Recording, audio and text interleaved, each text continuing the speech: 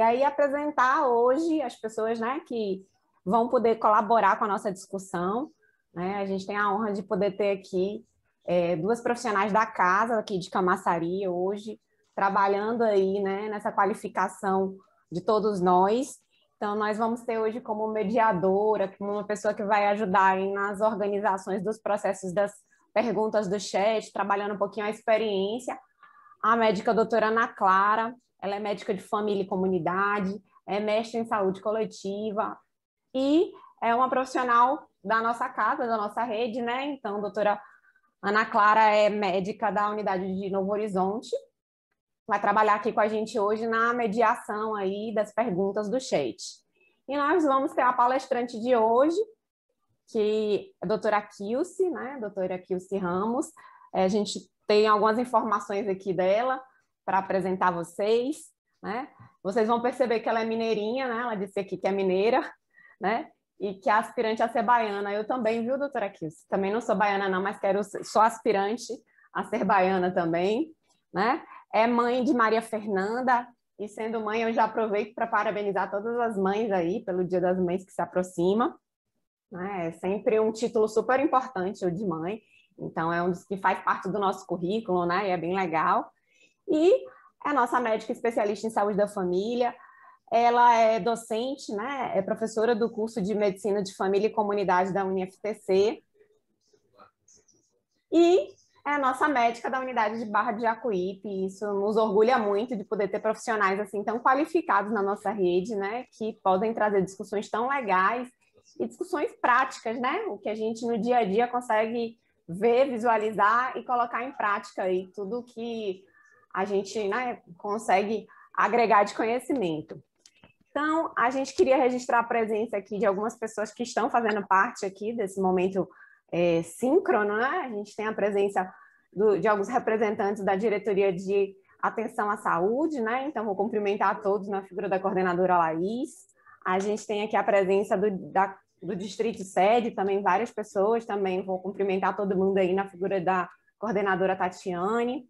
A gente tem algumas pessoas das unidades aí, a gente tem a residência participando, então vai ser um momento muito rico aí da tarde de hoje. Vou passar já a palavra para a doutora Kilce e desejar a todos aí uma excelente sexta de aprendizado para todos nós. Muito obrigada. Então, bem-vindos, bem-vindas todos aqui nesta tarde. Espero que possam aproveitar. Tami já me apresentou. É com muita honra, né, que eu venho aqui falar um pouco para vocês sobre esse tema tão importante que cada vez tem mais relevância no nosso dia a dia de atendimento na atenção primária, né? Não só na atenção primária, mas na atenção biomédica de uma maneira geral. Mas aqui eu vou dar uma importância mais específica para o ambiente da saúde da família e para a atenção primária, tá certo? Então, assim, eu vou apresentar alguns slides, e aí, alguma dúvida, alguma coisa, vocês podem estar enviando o chat para a gente poder discutir e conversar, tá certo? Aí, no final dos slides, espero que não seja cansativo, eu fiz de tudo para não ser cansativo. Então, a gente vai conversar. Muito bem, prevenção quaternária. Gente, prevenção quaternária, muitos de vocês, eu sei que já conhecem o termo, né? Prevenção quaternária, ele é um termo novo, relativamente novo, mas é um conceito antigo, tá? Vou passar o slide aqui. Não estou conseguindo passar. Pronto. Prevenção quaternária, então muitos de vocês, eu sei que já conhecem o termo, mas outros não.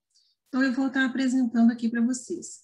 Essa prevenção quaternária, ela é definida o quê? Como uma ação para a gente poder proteger os nossos pacientes contra o risco de supermedicalização. Proteger contra uma intervenção biomédica desnecessária, sugerindo, ao invés desse tipo de intervenção, algum outro tipo de procedimento científico e eticamente aceitável, tá certo? Então, nos dias de hoje, a gente vive o quê? Uma supermedicalização sem necessidade.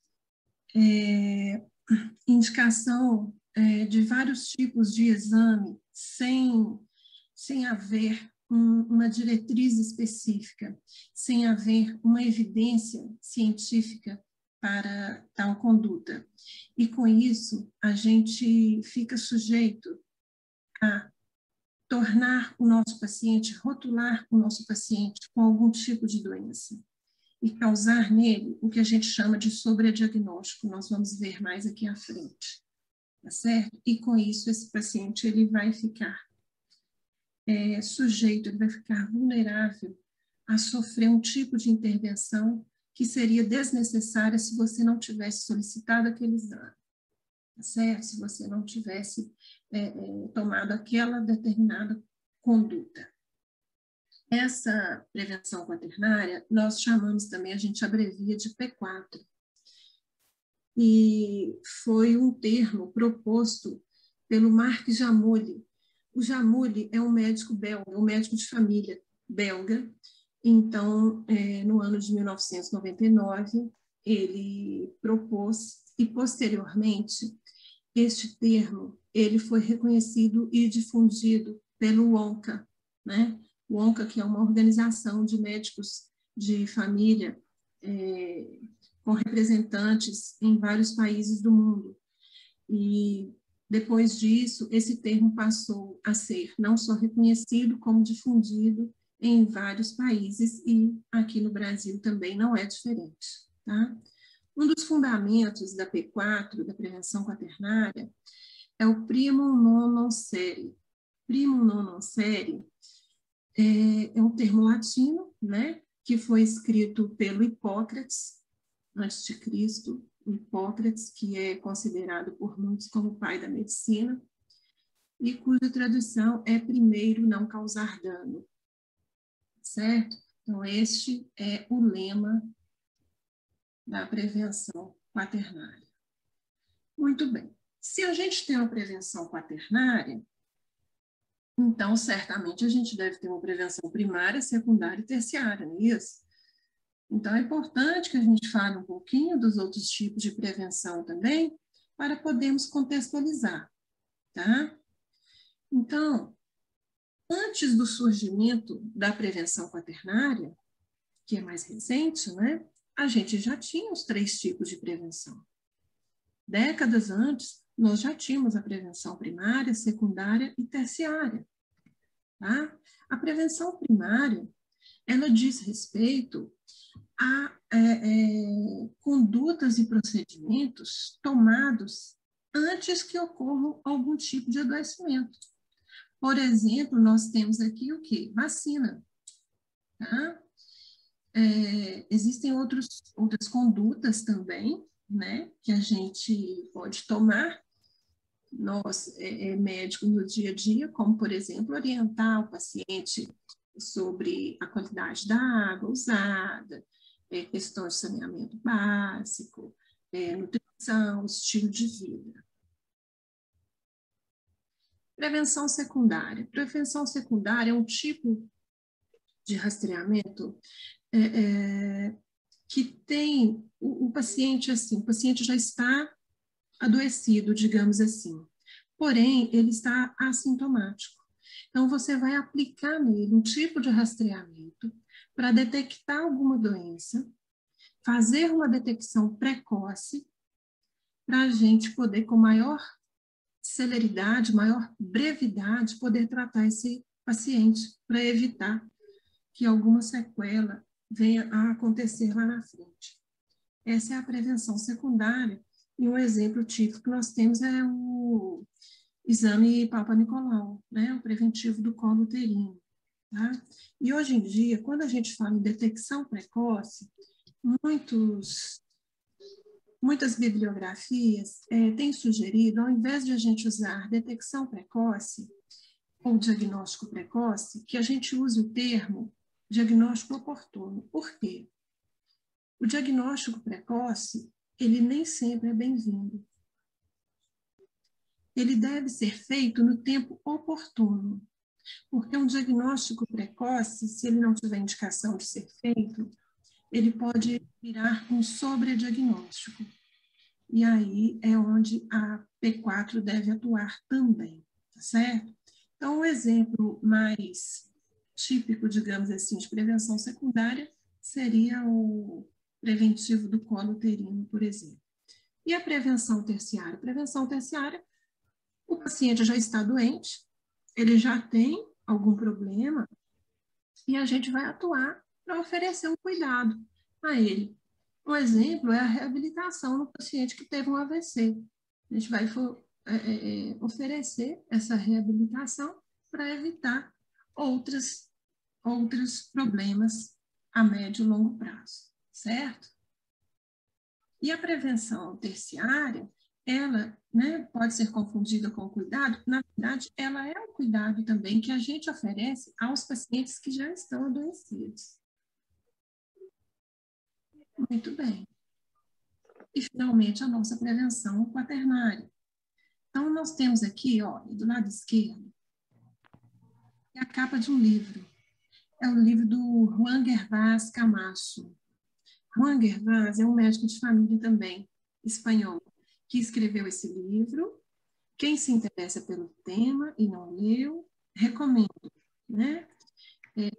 É um livro de fácil leitura, inclusive ele pode ser lido também por pessoas que são médicos, e os capítulos deles são independentes, você não precisa ter uma sequência,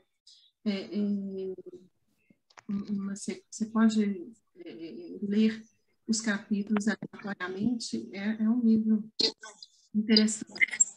Então, foi o Juan Gervás e a esposa dele, a Mercedes Pérez Fernandes, né, os autores desse livro.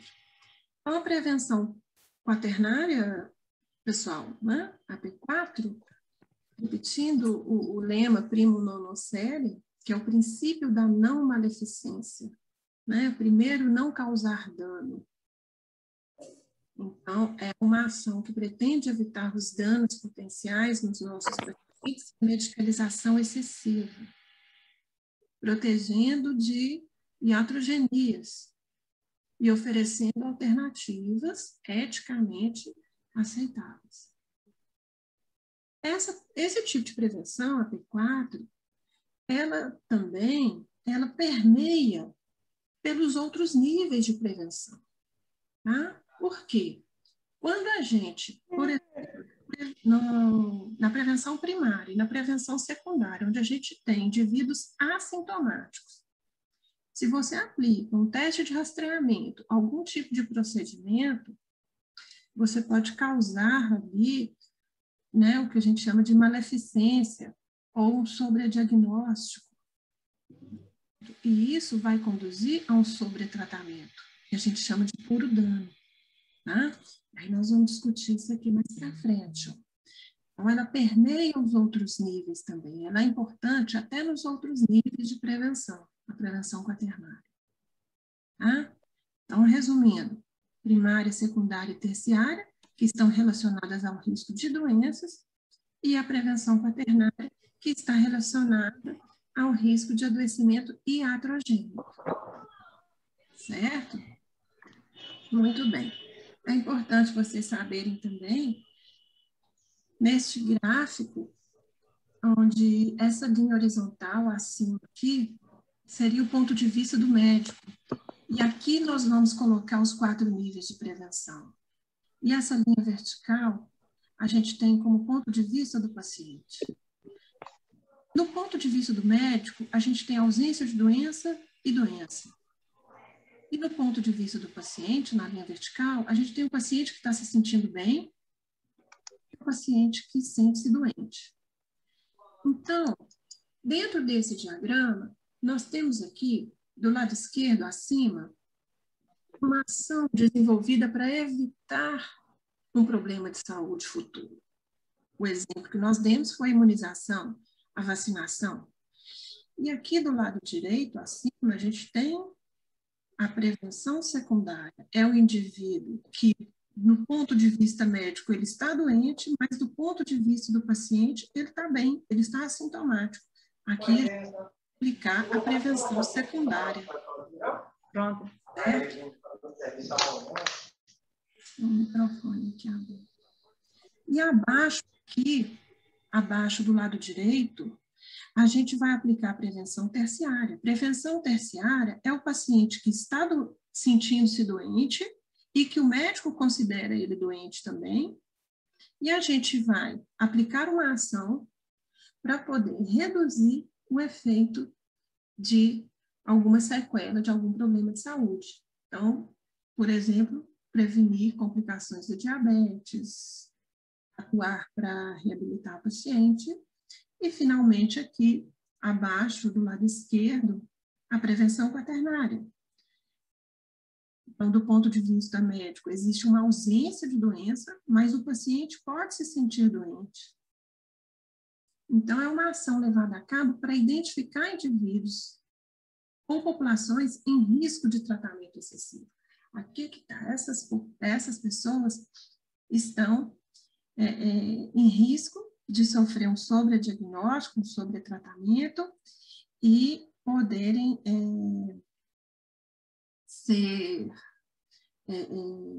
serem vítimas, né, digamos assim, de intervenções inapropriadas, que seriam as iatrogenias, no caso. E aí, com isso, a gente pode o quê? Sugerir outras alternativas. E aí, essa setinha é apenas para indicar que a prevenção quaternária, ela pode permear todos os outros níveis de prevenção. E essa charge que eu achei muito interessante, veja bem, essa charge, né, o médico consultando o seu paciente, e ele, né, talvez no final da consulta, ele diz ao seu paciente: nós não podemos encontrar nada de errado com você.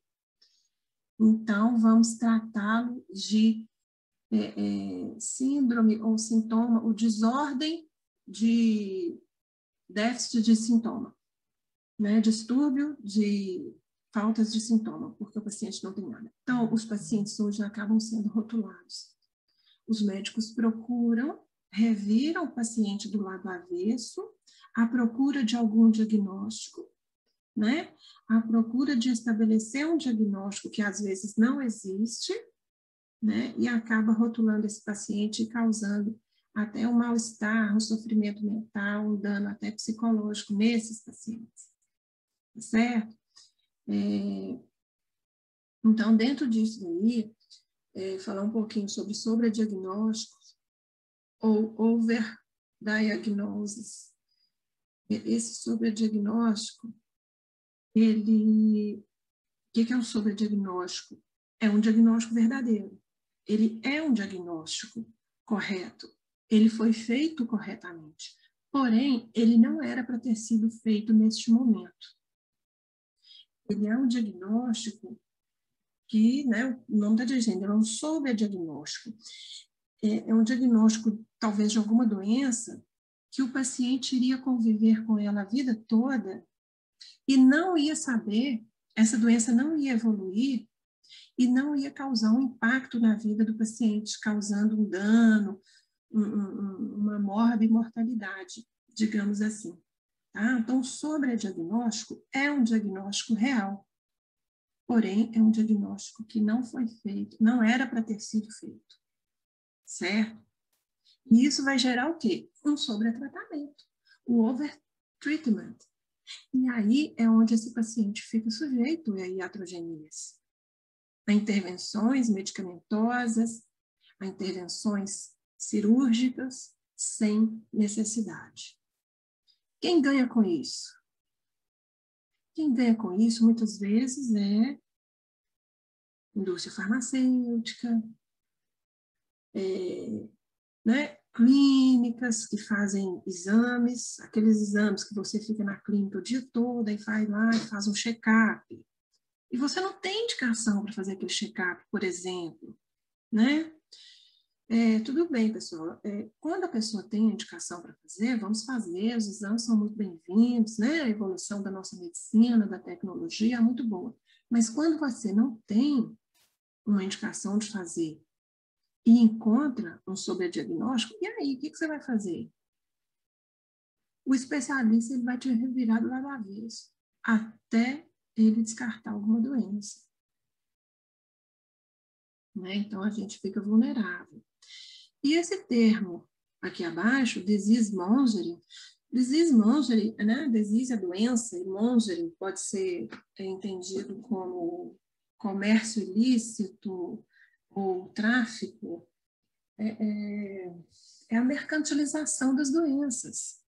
É a criação de supostas doenças, de supostos diagnósticos, de rotulagem dos nossos pacientes com sintomas que poderiam ser acompanhados ao longo do tempo. Na atenção primária, a gente tem um atributo tão importante que é a longitudinalidade, e que a indústria farmacêutica, na intenção de, vamos dizer assim, em palavras mais grosseiras, de vender um tratamento, então vai ali, hoje em dia a gente tem a mídia que dissemina muito rapidamente as informações, e aí já começa a disseminar um sintoma como se fosse uma doença e sugerir tratamentos desnecessários para tal também, certo?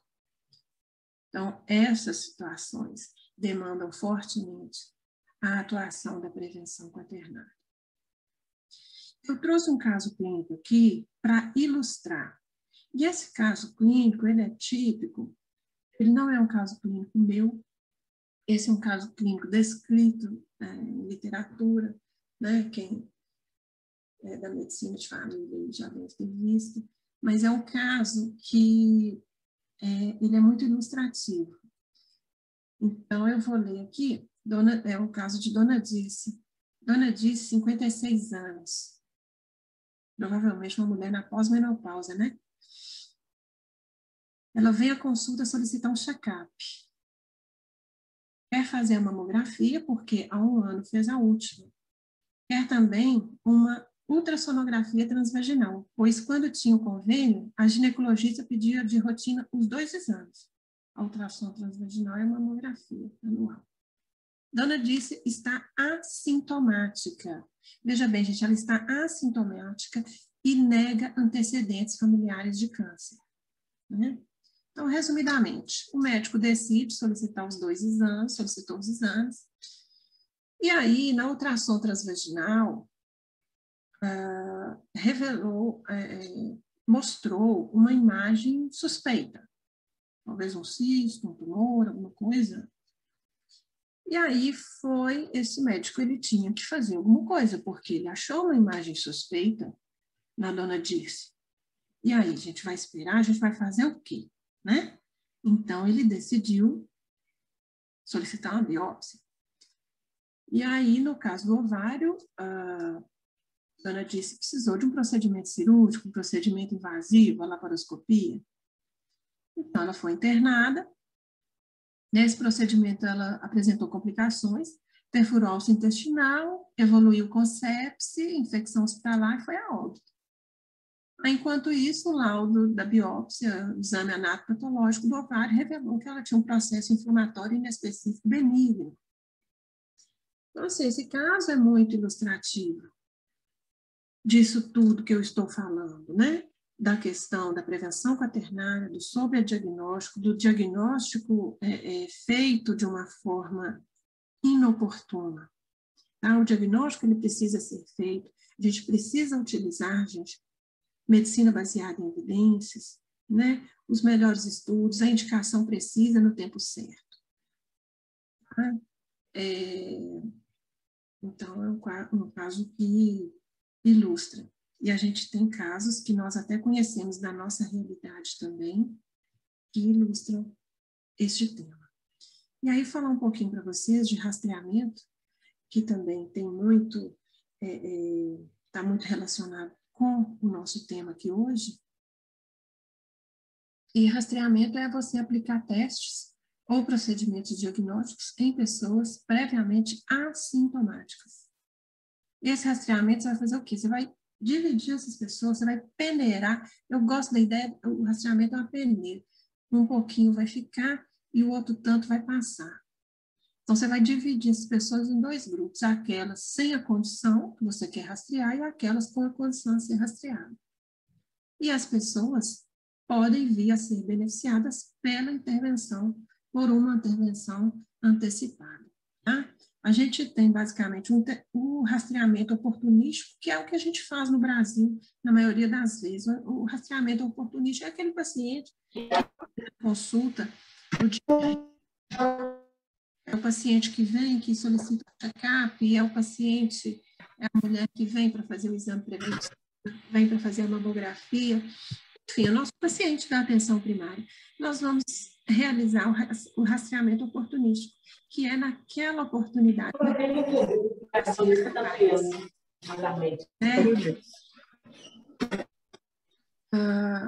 E o rastreamento organizado é um tipo de rastreamento que ele é utilizado em alguns países, Europa, Canadá, utiliza um tipo de rastreamento organizado.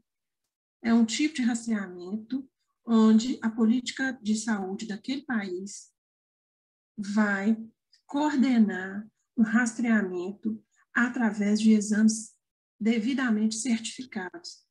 Esses exames devidamente certificados, eles garantem, né, que o paciente ele seja assistido, ele seja rastreado por bons exames e que depois desse rastreamento ele possa ter um segmento, uma investigação, um tratamento dentro do sistema de saúde. Então, o rastreamento organizado, não está dizendo, né? Ele é organizado. Mas aqui no Brasil a gente utiliza o rastreamento oportunístico, que é importante também. Então, rastreamento é isso. Rastreamento, em inglês, é screening. Screening vem de screen. E screen é tela. Não é tela de celular, não é tela de computador, é tela de peneira. Então, a gente está peneirando o nosso paciente. Então, quando a gente vai fazer essa peneira, o furo da peneira diz respeito a uma propriedade do teste de rastreamento, que é a sensibilidade e a especificidade, né? Que a gente não está ouvindo tanto falar de sensibilidade e especificidade dos testes. Então, é isso mesmo.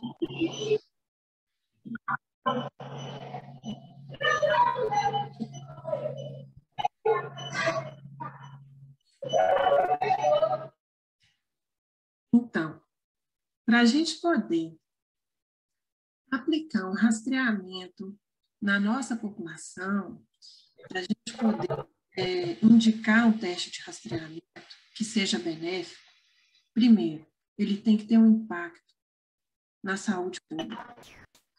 Ele precisa ser feito para alguma comorbidade que tenha uma prevalência suficientemente alta que justifique a aplicação desse teste. Tá? E dentro do rastreamento, a gente tem que ver a questão de sensibilidade e especificidade. Né? Vocês lembram, sensibilidade? O que é sensibilidade? Sensibilidade é a propriedade, né? A probabilidade do exame ser positivo em pessoas doentes.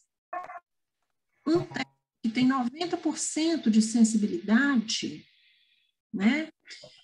Eu tenho que um teste de sensibilidade, ele vai deixar passar 10% de falso negativo.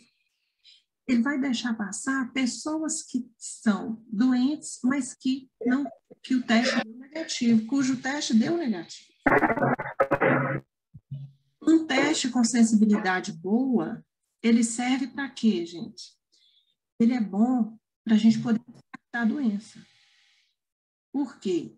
Se o teste deu negativo, eu vou saber que provavelmente o indivíduo não tem aquela doença mesmo. Já a especificidade é uma propriedade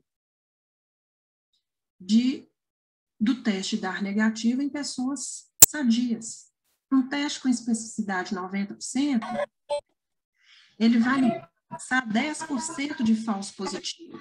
Ou seja, é um teste que deu positivo, é uma pessoa sadia.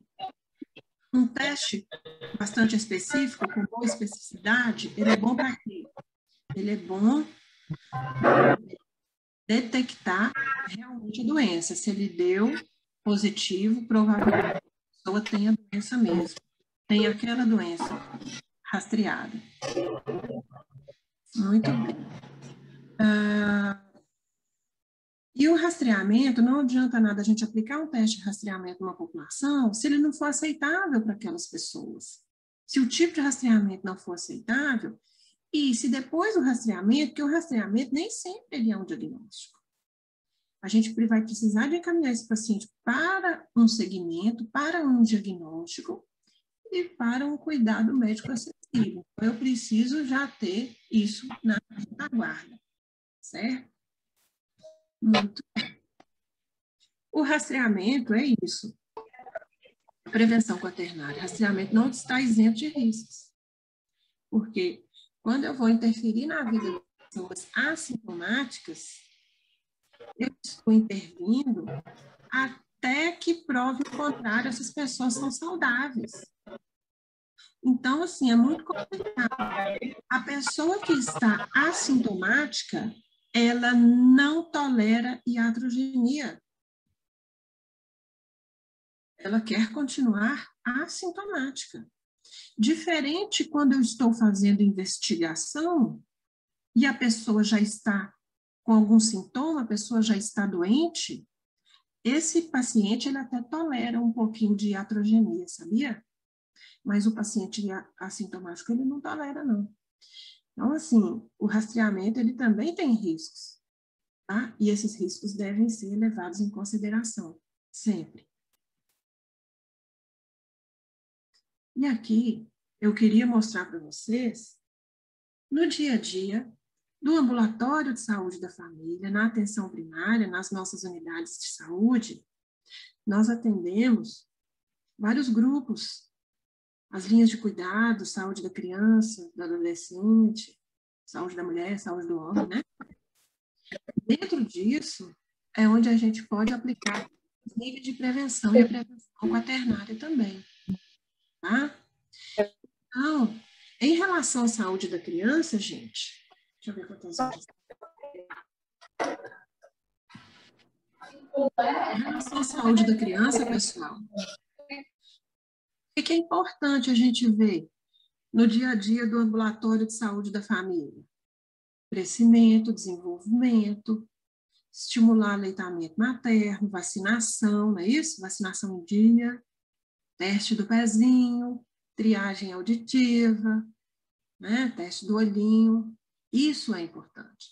As nossas crianças maiorzinhas, as crianças em idade escolar, a gente deve prestar atenção o quê? Na nutrição, nossas crianças estão ficando obesas, crianças com doenças crônicas, né? Saúde mental, suspeitas de maus tratos, abusos sexuais, voltar o olhar para isso. Solicitar exames somente quando tiver indicação. Não deve ser feito realização generalizada de check-up em criança. Isso não existe, minha gente. Não existe nenhum fundamento científico para você fazer exame de hemograma, parasitológico de fezes e sumário de urina na criança todo ano. A criança está com vacinação em dia, saudável, crescendo, desenvolvendo.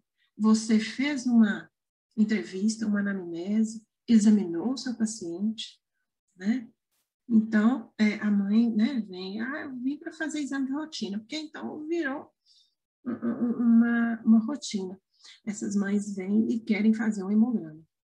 E aí o profissional vai lá e pede. Então, isso aí acaba gerando um custo para o sistema, claro, né, sem necessidade. Acaba gerando custo, impressão de papel também, sem necessidade. Né? A gente vai receber os exames, aquele tanto de papel para... Enfim, é desnecessário. E, às vezes, você gera também o quê? Sobrediagnóstico. Quantas vezes também no ambiente da unidade de saúde eu recebo pacientes que passaram por consultas particulares ou clínicas, e aí vem a criança com tanto de solicitação de exame, função hepática, fosfatase alcalina, e a mãe quer que a gente transcreva a solicitação, né, para o SUS. Então, assim, a gente não deve fazer esse tipo de generalizado de exame se não houver uma indicação para essa conduta.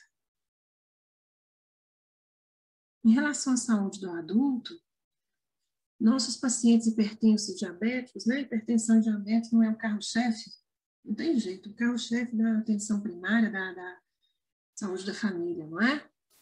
Então, a gente poderá solicitar, sim, a propedêutica básica, anual, rastrear risco cardiovascular dos nossos pacientes, conforme as diretrizes mais atualizadas, utilizar medidas não farmacológicas para poder orientar os nossos pacientes, mudança de estilo de vida e tal.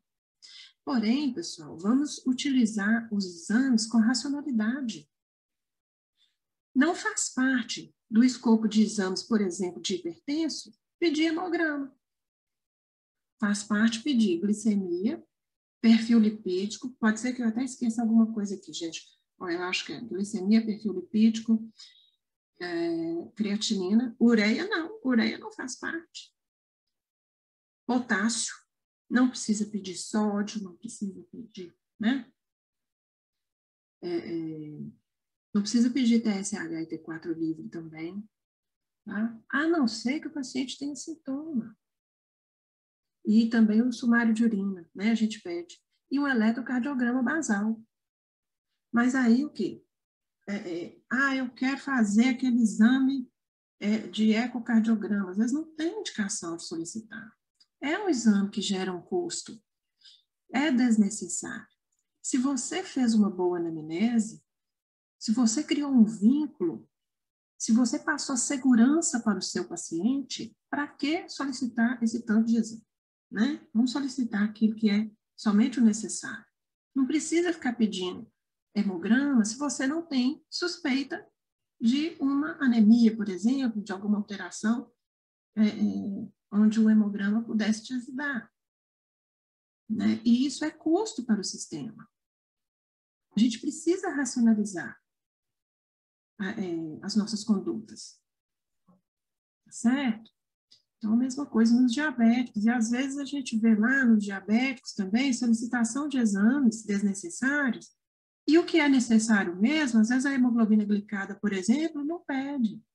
Então, a gente precisa o quê? Então, a gente vai lá, vai se atualizar. A informação hoje está chegando tão fácil, né?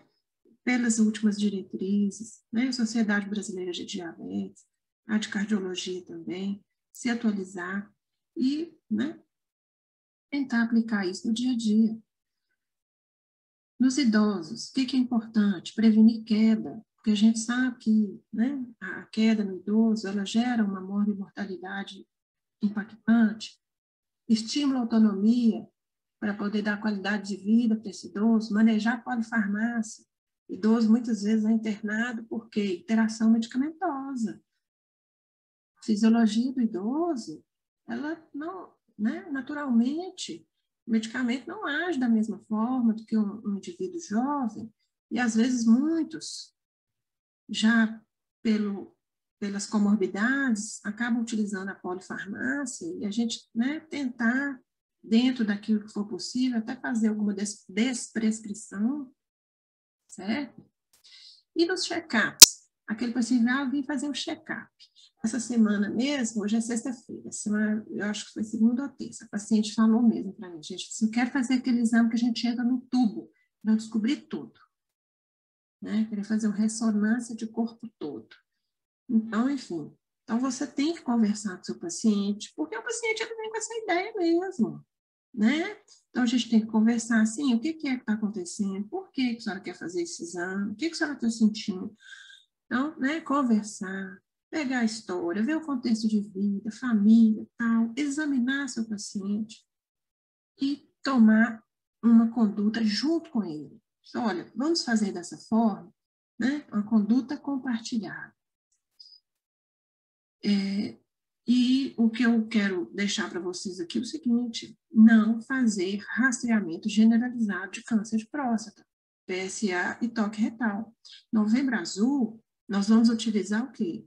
Para ter um olhar, para poder buscar esse Novembro Azul Saúde do Homem, buscar esse homem para poder vir à unidade de saúde, para poder olhar outros parâmetros que não só, né, porque o foco de saúde do homem é muito na questão genital, questão de próstata. Não é isso? Geralmente é para isso que o homem vem buscar. Então, a gente tem que tirar um pouco esse estereótipo, tá? E não fazer rastreamento generalizado de câncer de próstata. Por quê? Porque a gente sabe que esse rastreamento, né, ele pode gerar danos sem necessidade.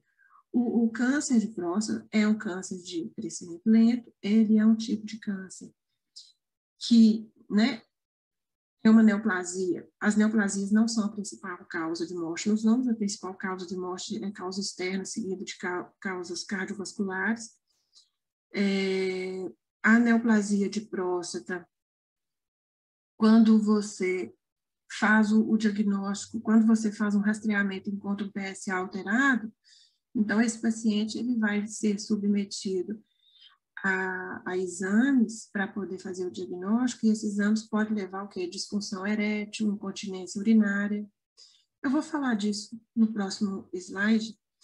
E dentro de saúde da família, passando um pouquinho aqui para frente, não ficar prescrevendo o quê? Omeprazol, inibidor de bomba de prótons, de forma contínua, tá? Porque isso também pode ter efeito colateral e não tem indicação de ser feito. Tentar tirar esse inibidor de bomba de prótons do paciente, quando for possível, e é possível, tá? Na maioria das vezes é possível.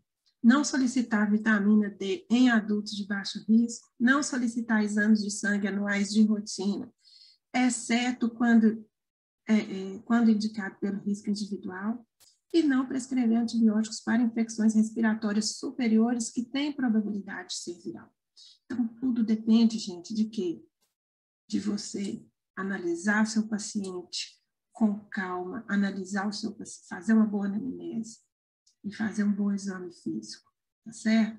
E a gente vai individualizar cada consulta, conforme cada caso, utilizando o método clínico centrado na pessoa, que é uma boa ferramenta, né? Que a gente utiliza no nosso dia a dia. Dá uma satisfação para o paciente e ela é satisfatória para o profissional de saúde também. E aí, dentro de saúde do homem, tá? Olhando aqui abaixo, continuando a questão do câncer de próstata, conscientizar o paciente a respeito dos riscos da doença e colocar para ele os riscos da probabilidade de ocorrer iatrogenia caso ele venha a ter um PSA alterado. Então, assim, né, muitos médicos de família falam, não vamos solicitar PSA e toque retal. Mas, assim, essa situação precisa ser conversada com o paciente não sabe disso. A gente precisa compartilhar com ele o risco e individualizar o risco. Um paciente que tem caso na família de câncer de próstata, aí já é outra história. Um paciente que está sintomático também já é outra história. O paciente negro também tem uma chance maior de evoluir com câncer de próstata. Não quer dizer que a gente vai sair rastreando ele todo ano, não, mas a gente vai individualizar a consulta, conforme cada contexto individual. Tá certo? Na saúde do homem, o que a gente vai fazer? Rastrear tabagismo, uso de álcool e outras drogas, medida anual da pressão arterial, ofertar sorologias para homens que fizeram sexo sem camisinha, lembrar sempre da diferença que existe entre a população de homens, né? Então, tratar os desiguais de forma diferente, né? Para a gente proporcionar equidade. Lembrar da diferença entre homens negros e brancos, pobres e ricos, e os cis e os trans. Tá bom? Já estamos terminando, viu, gente? Muita informação. Na saúde da mulher, o que a gente vai fazer? Recomendar o quê? Rastreamento de câncer de colo uterino, rastreamento de câncer de mama. Pacientes assintomáticas, estou falando de pacientes assintomáticas, tá? O Ministério da Saúde recomenda rastreamento para mulheres de 25 a 64 anos, dentro dessa faixa etária, e a cada 3 anos, se caso tiver 2 exames anuais negativos. Essa deve ser a conduta. Se a gente fizer dessa forma, a gente vai conseguir abarcar todas as mulheres da nossa comunidade e dar chance para todas elas terem acesso ao exame preventivo do colo uterino, porque nós ainda estamos num nível onde muitas mulheres nunca fizeram o exame de colo uterino e, às vezes, quando a gente vai fazer um diagnóstico, esse diagnóstico é feito de forma tardia. Tem mulheres que fazem exame demais, sem necessidade. Outras que nunca fizeram, e a gente deve priorizar, inclusive, essas que nunca fizeram. Tá bom? Em relação ao câncer de mama, recomendação do Ministério da Saúde: pacientes assintomáticas de baixo risco, rastreamento anual com mamografia na faixa etária de 50 a 69 anos. E aí faz bienal, a cada 2 anos. Certo? E na saúde da mulher? Adotar também condutas de alimentação saudável, atividade física, medidas anti-tabagismo, cuidado com a saúde bucal, qualidade de sono, e sempre o quê? Individualizar os riscos, oferecendo uma escuta qualificada para essa mulher, e também sempre método clínico centrado na pessoa. Individualizar os riscos, né? Acabei repetindo aqui embaixo, e utilizar método clínico centrado na pessoa. E na saúde da população LGBT, muito já foi falado aqui, tá?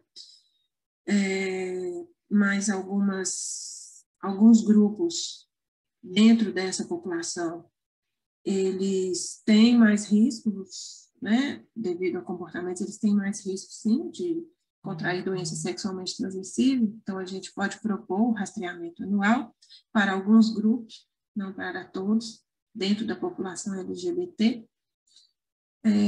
Orientação para a prática de sexo seguro, orientar para rastrear câncer de mama e câncer de colo de útero, considerando o gênero do nascimento, né? Os homens trans, por exemplo, que já foram mastectomizados, eles não vão precisar de fazer o rastreamento do câncer de mama, porque o risco é baixo, não justifica. Então, sempre individualizar cada situação, minha gente. Ver cada contexto de vida, tá? E sempre utilizar método clínico centrado na pessoa, que eu nem abordei, assim, o que é método clínico centrado na pessoa, que às vezes muita gente não pode não saber, né? Mas é uma ferramenta que a gente usa na nossa anamnese, tá? Para abordar o nosso paciente. E tem alguns grupos aqui também, dentro do LGBT, que tem maior prevalência de tabagismo, é onde a gente vai atuar também, certo? Eu acredito que esse é o último slide. E é isso mesmo. Então, eu não quis falar muita coisa assim, cansativa, né? Com vocês, sexta-feira. Eu vou indicar para vocês esse artigo do Charles Tesser e do Armando Norman, que eles são brasileiros. Eles estudam muito sobre prevenção quaternária, né? E esse artigo deles está muito bom, muito completo. E então eu posso indicar para vocês, e vocês pegando esse artigo, é fácil de obter na internet. Eu queria falar com vocês também sobre essa página, que é o Choosing Wisely, Na verdade, não é uma página. Eles têm página, né, na internet. É um movimento. É um movimento, Choosing Wisely, que começou nos Estados Unidos, que o lema deles é Less is More, menos é mais, né? Fazer menos exames, só fazer aquilo que foi indicado, para evitar tudo isso que nós falamos, tá? E aí o Choosing Wisely, em cada especialidade médica, tem umas indicações do Choosing Wisely, o que a gente não deve fazer, tá certo? Inclusive, dentro da saúde do adulto, aquelas indicações de evitar inibidor de bomba de prótons, evitar rastreamento generalizado de câncer de próstata, tudo isso vem do Choosing Wisely também, para a Sociedade Brasileira de Medicina de Família, né? Então, eles recomendam também. E o Slow Medicine, aí tem essa página na internet, slowmedicine.com.br, né? Slow Medicine também é um outro tipo de movimento, meio que uma filosofia, assim, de slow é lento, né? Então, tem aquela coisa do fast food, que é comida rápida, que é uma comida tida como não saudável. Então, na Europa, começou o slow food, que é a comida saudável. Então, o slow medicine, ele preza pelas boas práticas médicas. E, para isso, é necessário tempo, escuta do paciente, exame, né? E o Slow Medicine, ele traz para a gente também um contexto muito relacionado com prevenção quaternária, tá certo, gente? São temas que a gente vai ver aí de agora para frente, muito, e a gente pensar muito antes de solicitar um exame para o nosso paciente, antes de tomar uma decisão. Nós temos na saúde da família, na atenção primária, uma coisa que chama demora permitida. Na longitudinalidade do processo, nós podemos acompanhar nosso paciente e tem coisas que permitem ser demoradas para a gente poder observar a evolução. Outras coisas não, tem coisas que não permitem uma demora, mas algumas condutas, elas podem ser tomadas ao longo do tempo, a gente não precisa tomar todas as condutas naquele dia, a gente pode aguardar um pouco, talvez seja mais prudente, né? Para não causar um dano maior ao nosso paciente, tá certo? É isso que eu queria falar para vocês. Se alguém quiser fazer algum comentário, Ana Clara. E eu acho que a Ana Clara também tem alguma coisa para falar para vocês. Boa tarde, não sei se está me ouvindo, estou com problemas aqui de conexão, então eu perdi um pouquinho o começo.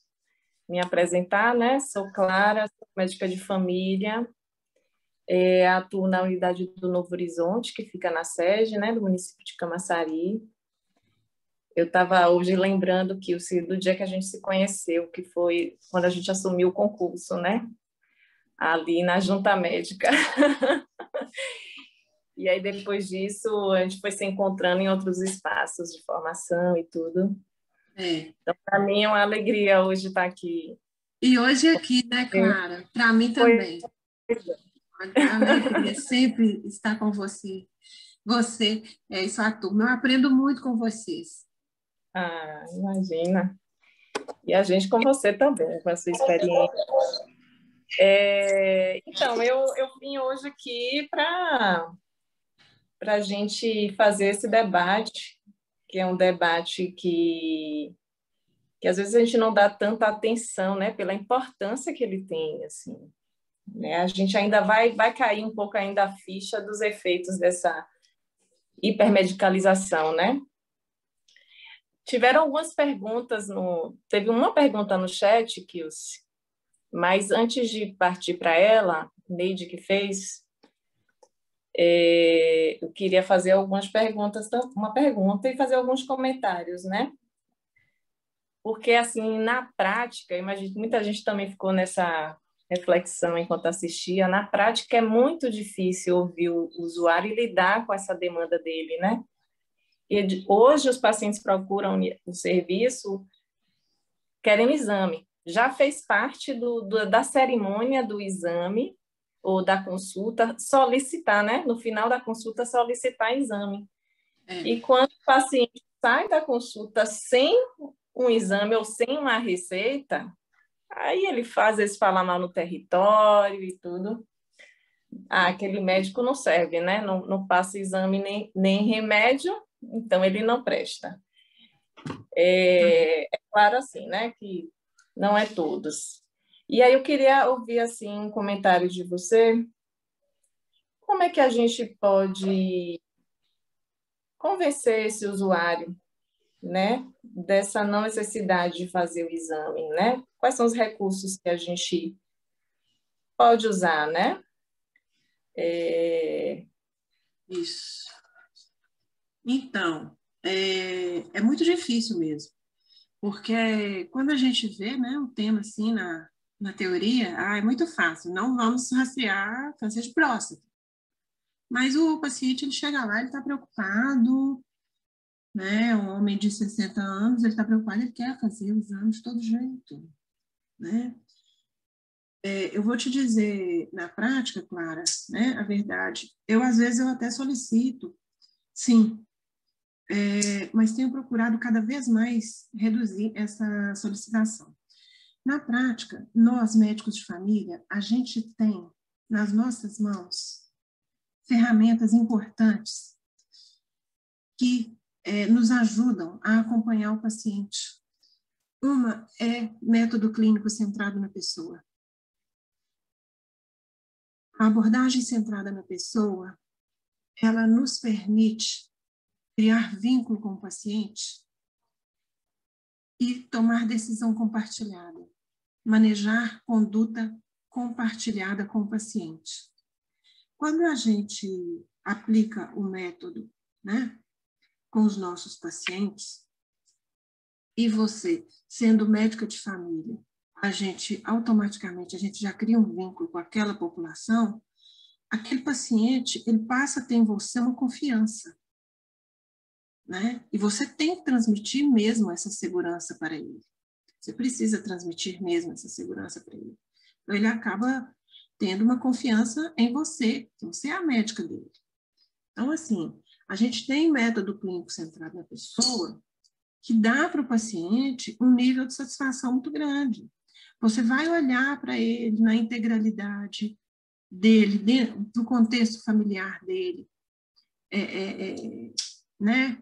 Quantas vezes o paciente chega para a gente, doutora, eu fui numa consulta, o médico nem olhou para mim. Não é isso?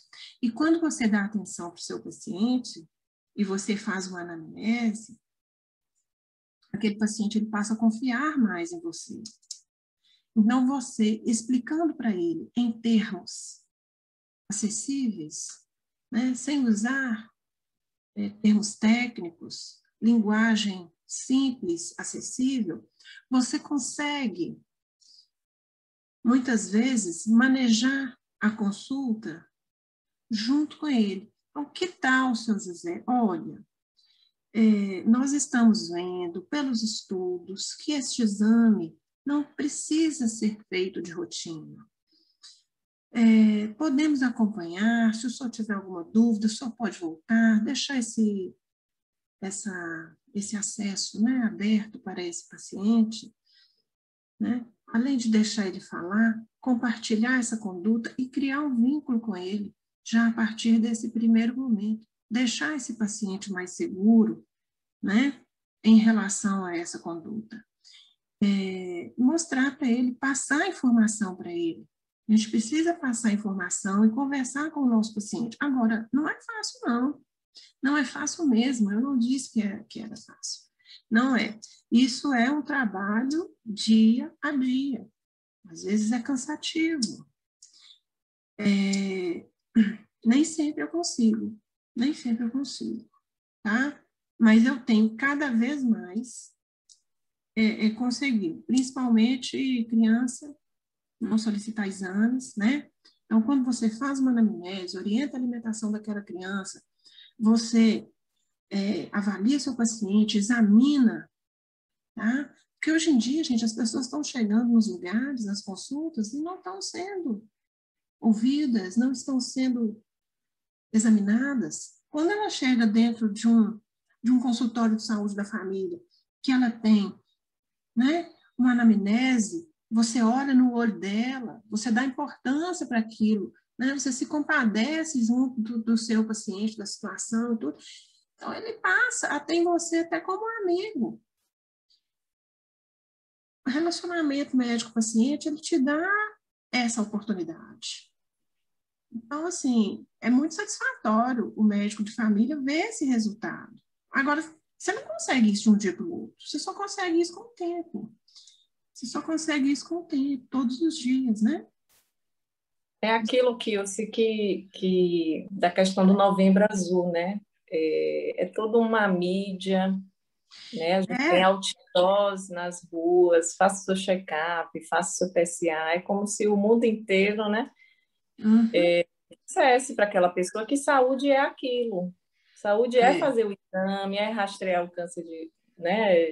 No caso, para os Nós homens, da estamos, próstata. nós estamos inseridos nessa cultura e a gente precisa lutar contra isso. E não é fácil. Como é que você vai, né? Uhum. Uma propaganda, é isso que você falou, o outdoor que está ali, Novembro Azul, né? Então, aquele homem, ele acha que ele vai ter que fazer aquele exame todo ano. Sim. Sim, não é fácil mesmo. É um trabalho diário. É um trabalho diário. Mas foi perfeita a sua colocação com relação ao vínculo, né? Gostei, me identifiquei com sua fala, porque É, eu tenho um lema comigo, que é o seguinte: o primeiro encontro do usuário é o momento do vínculo. É aquela consulta, é a consulta a ouro, porque ali ou ele nunca mais volta para você, né? é isso. Ali é o Enfim, start. Ali é o início. é o início desse vínculo. Então, assim como você, muitas vezes eu tenho que abrir mão, exatamente para não perder esse vínculo, para lá na frente ter essa confiança e a gente ir construindo. Porque é um processo, né? Assim, as pessoas elas estão cada vez mais desconectadas, Uhum. desconectando seus sintomas com a vida que elas levam. Então, assim, ultimamente, isso todo mundo está vivendo, né, na questão da pandemia, o quanto de pessoas que estão chegando ansiosas, né, com vários sintomas, taquicardia, Fermento mental, e, taquicardia, isso. e demandando o exame porque acha que tem alguma questão biológica que está gerando aquilo. E aí, assim, eu faço essa provocação de que as equipes de saúde da família, os profissionais, precisam fazer uma reflexão se a gente também não está estimulando mais isso, essa hipermedicalização nessas consultas, né? A É isso gente, mesmo. às vezes, deixa muito de lado as medidas de prevenção primária mesmo, né? Cadê os grupos de tabagismo? O Uhum. homem precisa reduzir o consumo de cigarro para que ele não evolua, não tenha um câncer, né? De Uhum. próstata, Uhum.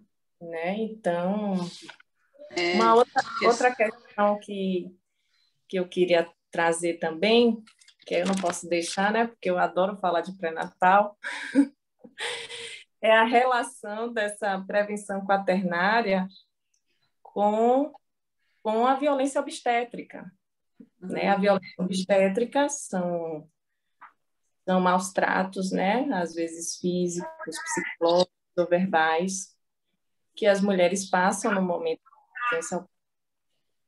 E assim como também procedimentos desnecessários e danosos, como a episiotomia, a restrição no leito, no momento do preparo. E aí, o debate, porque como é que a gente tem conduzido o nosso pré-natal para reduzir o dano dessa mulher nessa assistência ao parto? A gente tem falado sobre assistência ao parto pré-natal, a gente tem falado sobre os procedimentos desnecessários que essas mulheres podem passar na maternidade. Então, o Charles Tesser, que você citou aí, ele fez um artigo que ele fala sobre isso, né? A prevenção quaternária na violência obstétrica. E aí ele faz um convite para os trabalhadores da atenção primária à saúde a fazer ações individuais, familiares e comunitárias para a gente reduzir esse risco dessas mulheres. Né? Porque a prevenção quaternária é isso, é reduzir esse dano. E aí surge como uma proposta o plano de parto. O plano de parto é uma carta que a mulher ela redige junto, né, em apoio com o profissional de saúde, como é que ela espera, como é que ela deseja que seja o parto dela. E esse plano de parto tem que conter também intervenções. Então, assim, a mulher escreveu, por exemplo, eu quero ter liberdade para caminhar no momento no pré-parto, enquanto for possível. Quero ter liberdade para beber água, líquido, até quando for tolerado. Que é algo assim que a gente, poxa, mas para que isso? É uma ferramenta de empoderamento dessas mulheres para elas se defenderem no momento, né? E decidirem também sobre as intervenções. Então, eu acho que a prevenção quaternária está em tudo, né? Inclusive aí. Interessante. Inclusive Pois aqui é. na saúde da mulher, na saúde da gestante. Importantíssima a sua contribuição, Clara.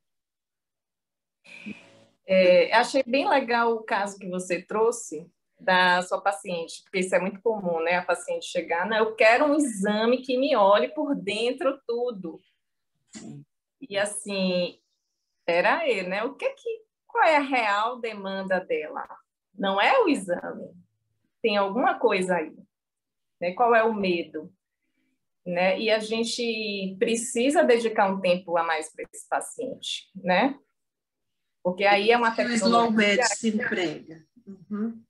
De ouvir, de escutar o que está acontecendo, achei perfeito como você colocou.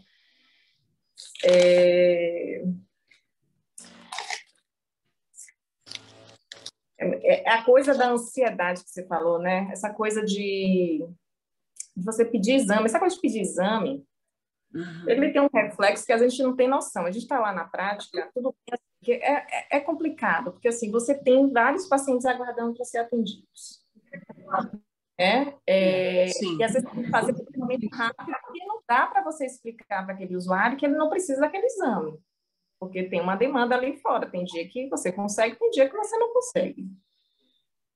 Mas isso tem um reflexo imenso para o serviço, para o sistema público, né? Porque a gente vai ter uma fila, né, na regulação enorme, e quando a gente tiver um paciente que realmente precisa daquele exame, ele vai ter dificuldade de fazer. Então, tem esse problema que a gente vive isso, né, na prática. A questão da ansiedade dos usuários, né? Quanto mais exame o paciente sai, mais requisição, a sensação para ele deve ser que eu sou mais doente, né? E ainda quanto mais complexo o exame... Ou então, até mesmo, Clara, você pode estar dando para o seu paciente uma falsa segurança de que está tudo certo, quando os exames são negativos. Entende? Né? Fora que quando você tem um sobrediagnóstico, que é um diagnóstico verdadeiro, por exemplo, né, teve uma aluna minha, não sei se ela está aqui, que ela foi numa consulta com o ginecologista, tá? E aí o ginecologista, né, solicita para ela todos os anos uns exames e solicitou também o ultrassom abdominal. Rastreamento, né, assim, pelas palavras, né, desse profissional, um exame de rastreamento. E aí ela pega e achou um nódulo hepático. Essa menina ficou louca. Ela ficou assim, transtornada, né? Louca, que eu falo, modo de dizer. Ela ficou super transtornada. Então, aí ela, né, foi para um outro especialista, e aí fez um outro exame de imagem, acho que ela fez uma ressonância, e viu que era um hemangioma. Mas aí, até ela fazer essa ressonância, ela já ficou, assim, né, a saúde mental dela ficou bem alterada, porque a pessoa fica preocupada realmente. Então, assim, para que fazer esse exame, gente? Para quê? Sendo que não tem indicação. Uma coisa é você fazer investigação, né? Igual eu falei. Outra coisa é você fazer o rastreamento, né? Então, assim, vamos ter racionalidade na solicitação de exames, vamos conversar com o nosso paciente. O paciente fala, eu quero fazer exame. Mas calma, você quer fazer exame por quê? É igual você falou, Clara. Né? Qual que é seu medo? Você tem medo de quê? Por que você está assim? Porque a gente precisa conversar para saber. Às vezes ela está assim porque o vizinho teve alguma coisa, teve um aneurisma, e ela acha que a dor de cabeça dela vai ser um aneurisma e que ela vai morrer. Então, a gente precisa conversar com o nosso paciente, dar espaço para ele falar, né? E usar das melhores práticas, usar da melhor medicina baseada em evidência, saber o que está indicado para esse paciente ou não, certo? Enquanto, às vezes, é isso que você falou, nós estamos na atenção primária, a gente tem, né, tentado atender nossos pacientes da melhor forma, às vezes, né, dias que a unidade está muito cheia, estamos aqui dando toda a atenção ao nosso paciente, vem um choro, uma angústia, a gente vai, né, às vezes até sofrer junto com o paciente, e lá fora, na sala de espera, está assim de gente, lotado. Não é fácil, realmente não é fácil, né? Eu já cedi algumas vezes, sim, deixei de fazer prevenção. É a mesma. Exame, sim, em algumas ocasiões, né? Mas o dia a dia, a gente não pode desanimar, a gente tem sempre que retomar e tentar fazer aquilo da melhor forma, tá? O sistema de saúde agradece, nossos pacientes também. Com certeza. Eu vou ler algumas perguntas que que fizeram. Eu estou tendo, minha internet está um pouco instável, então eu perdi assim, algumas perguntas. Caso alguém, eu não falar de alguma aqui, por favor, me posta de novo. Neide, ela perguntou aqui sobre o rastreamento do câncer coloretal para pessoas que têm histórico familiar, né, de câncer de colo retal. Como é que é esse rastreamento? Está bem estabelecido, quiser, né? A gente precisa sim, fazer a colonoscopia, tá? A colonoscopia é um exame, sim, que reduz o impacto na mortalidade. Nós sabemos disso, né? É um exame que tem indicação de ser feito na faixa etária, se eu não me engano, é 50 a 75 anos, ou mais cedo, quando você tiver, ou anteriormente a isso, quando você tiver história na família. Dentro do SUS, da saúde pública, não existe um direcionamento em relação à colonoscopia, porque existe a questão de custo-efetividade, né? Então, os custos, ele é um exame de alto custo, então, devido a isso, a gente não tem um direcionamento definido, nem pelo Ministério da Saúde e nem por outras esferas governamentais. Mas é um exame que, se você tiver história familiar, você pode solicitar sim. Então, no dia a dia do ambulatório de saúde da família, às vezes você poderia solicitar o sangue oculto fecal e a partir do sangue oculto fecal você solicitar pontualmente, em alguns casos de maior risco, solicitar a colonoscopia. Eu já consegui solicitar colonoscopia, fazer pelo SUS, aqui em Camaçari, para alguns pacientes, mas como rastreamento de forma geral, eu não consigo não. Tá? Mas tem indicação de fazer sim.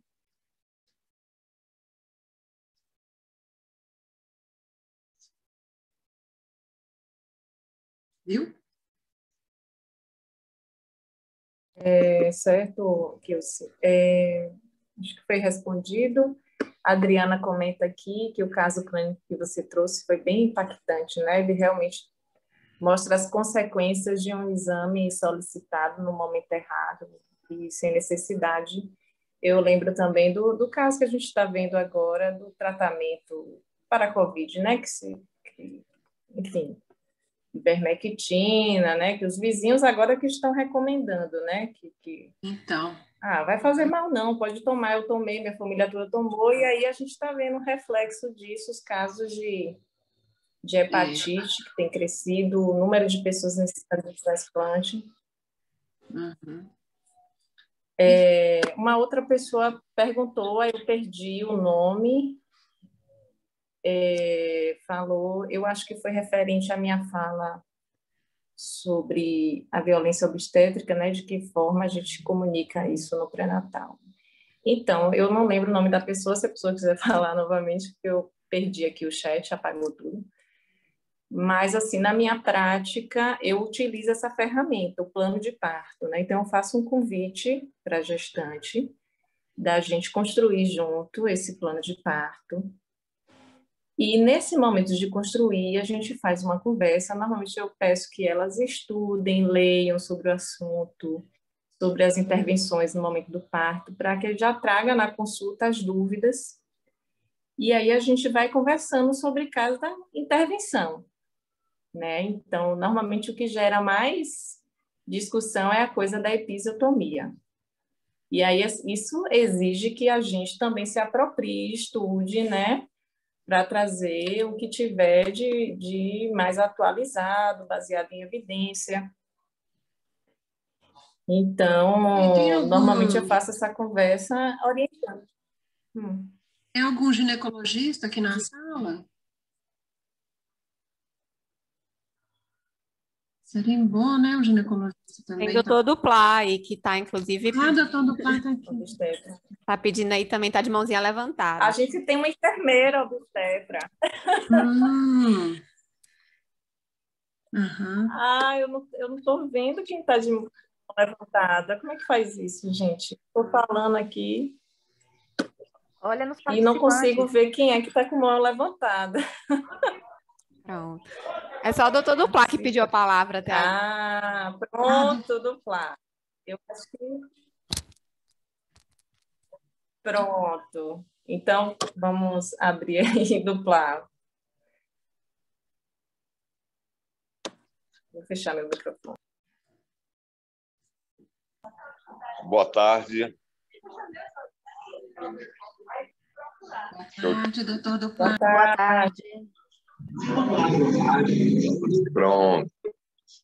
Eu gostaria de inicialmente falar que nesses 4 anos e 4 meses que eu estou aqui na frente da gestão, este está sendo dos melhores momentos, né, da minha participação nessa gestão, pois está sendo bastante prazeroso e, ao mesmo tempo, educativo este momento para mim.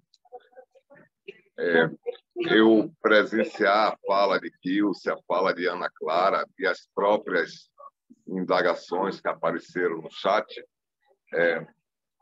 faz com que se demonstre a importância desse tema da prevenção quaternária, da chamada P4, né, na nossa atividade.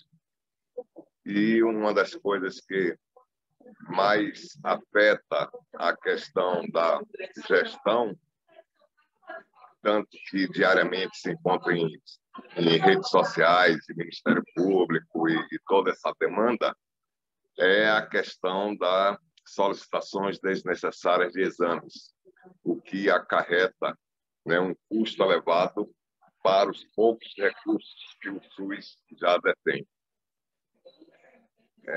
Então, eu gostaria de afirmar esse momento prazeroso que eu estou tendo, né, e farei tudo, Kilce, para que esta aula que Tami, né, com muita competência e boa vontade, está realizando a gravação, de fazer a divulgação desta aula, deste bate-papo que você está fazendo nesta tarde. Em relação à violência obstétrica, eu diria realmente que é um dos grandes dramas, né, que as nossas mulheres e familiares sofrem durante o seu período de gestação e parto. Principalmente agora na época da pandemia.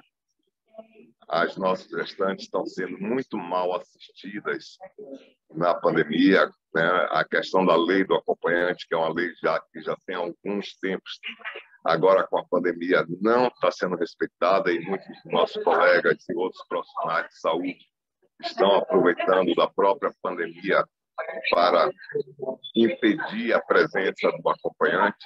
E aqui é bom frisar que também os administradores hospitalares, os dirigentes hospitalares também estão sendo responsáveis por essa proibição, porque eu creio que se um serviço adotar as medidas dos protocolos necessários, aquele acompanhante, que geralmente é o esposo ou uma pessoa de indicação da gestante, já é do convívio diário dela, então não teria essa necessidade desse risco de contaminação para ela ou para outra pessoa da equipe.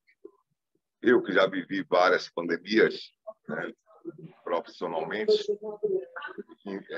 não estou entendendo porque nesse período agora do Covid está tendo esse medo tão grande dos profissionais em atenderem os pacientes, e principalmente nossos gestantes.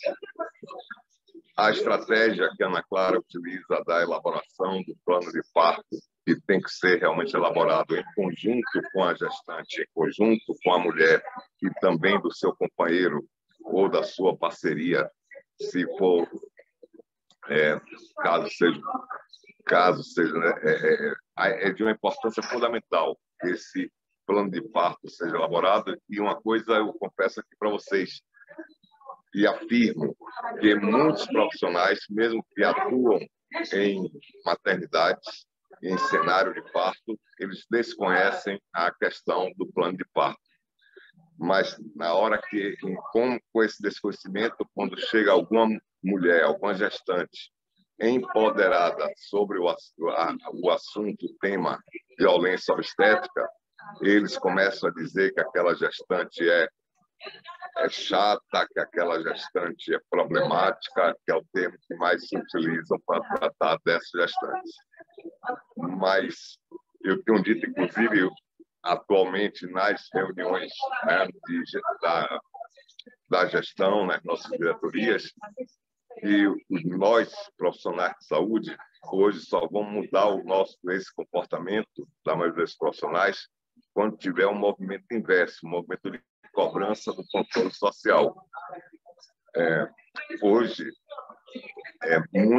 muitas mulheres, muitos pacientes deixam de ter acesso às unidades de saúde, deixam de serem ouvidos nessa unidade de saúde por profissionais que colocam várias barreiras, vários empecilhos para que esse paciente, essa pessoa, esse usuário chegue até a unidade.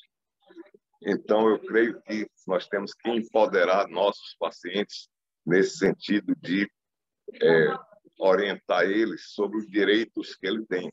É inconcebível, por exemplo, que uma mulher com suspeita de gravidez chega até uma unidade básica. Ela chega com suspeita de gravidez e ela não seja acolhida naquele mesmo dia. Tem que remarcar, agendar um outro dia para ela ir à unidade. Então, isso é inaceitável, porque está perdendo justamente aquele grande momento de se acolher aquela gestante, já oferecer a realização dos testes, não só o teste de gravidez, e em seguida os testes rápidos, para que e a solicitação também dos exames ou do agendamento da próxima consulta dela, tudo isso feito em um só momento, para que essa gestante ela não vá na unidade e saia sem ter a sua demanda atendida. Mas o tema é tão palpitante que a gente vai se perdendo, né, nessa questão dos comentários. Mas eu gostaria de encerrar até o momento aqui agradecendo, né, a Kilce, né, a doutora Kilce, a doutora Ana Clara, né, pela participação brilhante nesse momento, fazendo com que muitos de nós que estamos aqui ouvindo aqui esse sextor né, de ampliar os nossos conhecimentos. E que, quem sabe, passar, como que se está insistindo, e a Ana Clara também insistindo, para que a gente passe a escutar mais os pacientes. Na hora que a gente escuta mais os nossos pacientes, a chance do erro é muito menor. A chance da gente provocar uma iatrogenia é muito menor. A chance da gente não ter um sobrediagnóstico e realizar um sobretratamento também é muito maior. E a questão que se dá indústria médico-hospitalar, isso realmente aí é um grande desafio a gente enfrentar essa poderosa indústria. A indústria dos medicamentos, a indústria da realização dos exames, e o exame, quanto mais sofisticado, melhor, mais o paciente se sente bem protegido quando ele realiza algum exame, como você falou, eu quero fazer o exame do tubo. Poxa, isso aí é o dia a dia. Hoje o paciente já está pedindo agora, até mesmo o PET scan, eles estão querendo fazer sem ter nenhuma indicação precisa. E muitos dos nossos colegas acham muito mais prático, muito mais rápido atender aquele pedido daquela paciente, daquele paciente, do que efetivamente parar para explicar sobre a questão do exame necessário que ela tem que fazer. São determinados exames e não aqueles que ela chegou pedindo. E então os colegas preferem fazer aquela solicitação, acarretando uma fila, né, demasiada na regulação, acarretando desperdício dos recursos públicos, que já são diminutos, já são parcos, e fazendo com que a nossa saúde, né, só favoreça a determinados segmentos. Para você ter ideia, eu cito só um número, para vocês terem uma ideia: 80% dos recursos do SUS são consumidos pela população que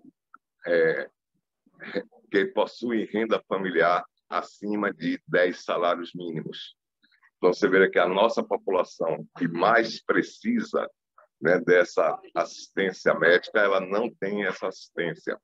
E quando essa pessoa, né, de renda familiar acima de 10 salários mínimos, ela consome 80% dos recursos do SUS, é porque ela tem acesso a advogados para judicializar a questão da saúde, daquele exame que ela queira fazer. Todo e qualquer hoje magistrado, a pessoa entrou com um pedido, ele já concede automaticamente aquela liminar. Muitas vezes são exames desnecessários, são tratamentos desnecessários, entretanto, a ordem judicial se cumpre, então a gestão tem que cumprir aquela ordem judicial. E, além disso, né, tem a questão dos princípios do SUS não serem obedecidos, na medida que, só para exemplificar, uma questão da fila dos transplantes. Uma pessoa de 10 salários, que tem uma renda familiar de 10 salários mínimos, ela realiza aqueles exames para a realização do transplante, que são pré-requisitos para entrarem na fila, de uma forma mais rápida do que aquela outra pessoa que tem uma renda inferior, que não consegue realizar os exames, porque vai ficar na dependência exclusiva do SUS, fazendo com que aquela pessoa acima de 10 salários mínimos ultrapasse, assuma um lugar na fila em uma posição melhor do que ela. Então, nós temos que lutar muito e temos que conscientizar muito nós, profissionais de saúde, nossos colegas, principalmente os que atuam na atenção primária à saúde, e os maiores geradores de exames são os profissionais da atenção básica. E isso aí, Ilse, Ana Clara e todos, a gente percebe também que muitos desses colegas que são geradores de exames desnecessários, que não realizam a prevenção quaternária, geralmente são colegas que não possuem a especialização em medicina de família ou comunidade, ou então na própria curso de especialização de saúde da família.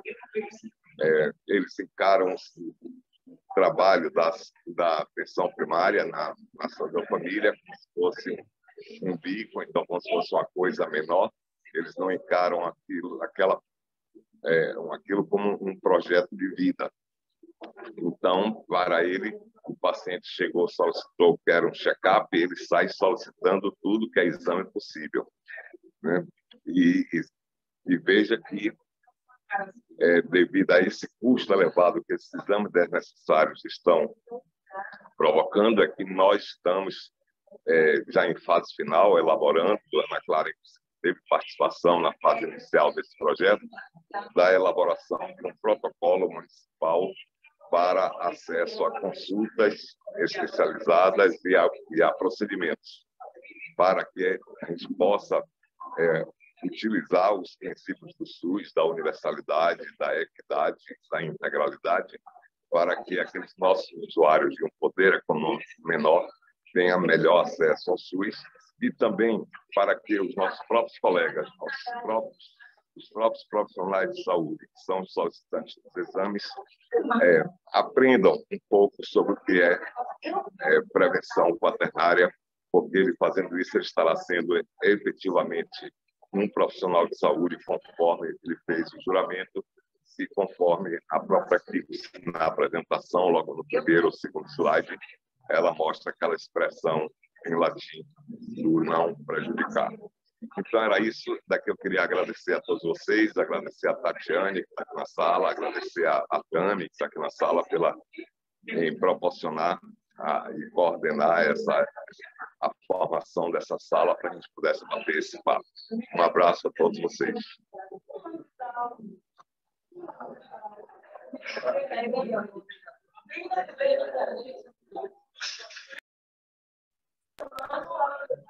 Obrigada, Dupla, pelas suas colocações.